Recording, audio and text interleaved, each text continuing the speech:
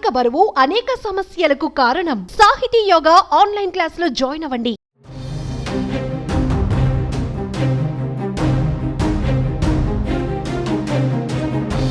దేశవ్యాప్తంగా పెను సంచలనం రేపిన ఆర్జికర్ హాస్పిటల్ డాక్టర్పై అత్యాచారం కేసులో కోల్కతాలోని సీల్దా కోర్టు శనివారం తీర్పు వెలువరించింది.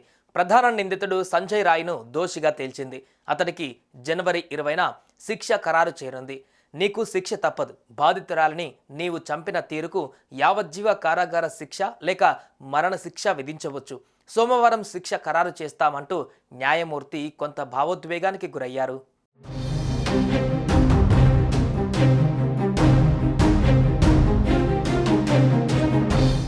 గతేడాది ఆగస్టు 9వ తేదీన పశ్చిమ బెంగాల్ రాజధాని కోల్కతాలోని ఆర్జికర్ మెడికల్ ఆసుపత్రిలో అర్ధరాత్రి జూనియర్ డాక్టర్ పైన జరిగిన అత్యాచారం, హత్య ఘటన కొన్ని నెలల పాటు యావత్ దేశాన్ని తీవ్రంగా కుదిపేసింది. ఈ ఘటనతో కోల్కతాలోని జూనియర్ డాక్టర్లు మాత్రమే కాకుండా దేశవ్యాప్తంగా జూడాలు తీవ్ర ఆందోళనలు, నిరసనలు చేపట్టారు. ఈ ఘటనకు కారణమైన దోషులను వీలైనంత త్వరగా పట్టుకొని శిక్షించాలని డిమాండ్లు చేస్తూ దీక్షలు, నిరసనలు చేశారు. ఈ క్రమంలోనే ఈ కేసును మొదట కోల్కతా పోలీసులు విచారణ జరపగా ఆ తర్వాత కోల్కతా హైకోర్టు ఆదేశాలతో సిబిఐ రంగంలోకి దిగింది. ఇందులో భాగంగానే సంజయ్ రాయ్ని ప్రధాన నిందితుడిగా పేర్కొనగా ఆర్జికర్ మెడికల్ ఆసుపత్రి మాజీ ప్రిన్సిపల్ సందీప్ ఘోష్ సహా పలువురిని నిందితులుగా చేర్చారు. ఈ క్రమంలోనే తాజాగా ఈ కేసులో కోల్కతా సీల్దా కోర్టు సంచలన తీర్పును ఇచ్చింది.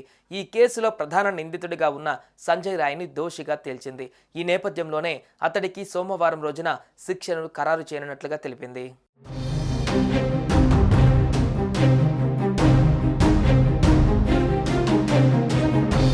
సిబిఐ సమర్పించిన ఆధారాల మేరకు సంజయ్ను కోర్టు దోషిగా తేల్చింది. తీర్పు నేపథ్యంలో భారీ భద్రత మధ్య సంజయ్ను కోర్టుకు తీసుకువచ్చారు. తాను ఏ తప్పు చేయలేదని, తనను తప్పుడు కేసులో ఇరికించారని ఈ సందర్భంగా జడ్జికి సంజయ్ తెలిపాడు. అతనికి సోమవారం మాట్లాడే అవకాశం ఇస్తామని న్యాయమూర్తి వెల్లడించారు. బిఎన్ఎస్ సెక్షన్లు 64, 66, 103/1 కింద సంజయ్ను దోషిగా నిర్ధారించింది కోర్టు. నీకు కఠిన శిక్ష పడాల్సిందే అంటూ న్యాయమూర్తి అనిబ్రన్ దాస్ తీర్పును వెల్లడించారు. ఈ తీర్పును తాను గౌరవిస్తున్నానని మృతురాలి తండ్రి కోర్టులో కన్నీటి పర్యంతమయ్యారు.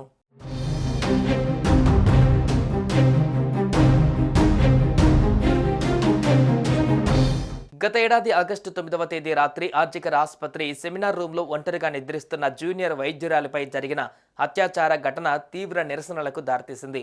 పశ్చిమ బెంగాల్ హైకోర్టు ఆదేశాల మేరకు ఈ కేసును కోల్కతా పోలీసుల నుంచి సిబిఐ స్వీకరించి విచారిస్తోంది. దీనిలో భాగంగా ప్రత్యేక కోర్టుకు అభియోగాలు సమర్పించింది. ప్రధాన నిందితుడు సంజయ్ రాయ్ పేరును మాత్రమే ఛార్జ్షీట్లో చేర్చింది.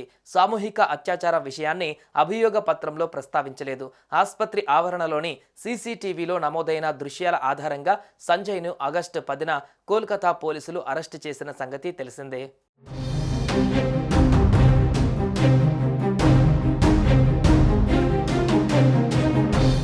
సుమన్ టీవీలో మీ పర్సనల్ అండ్ బిజినెస్ ప్రమోషన్స్ కోసం కింది నెంబర్కి కాంటాక్ట్ చేయండి.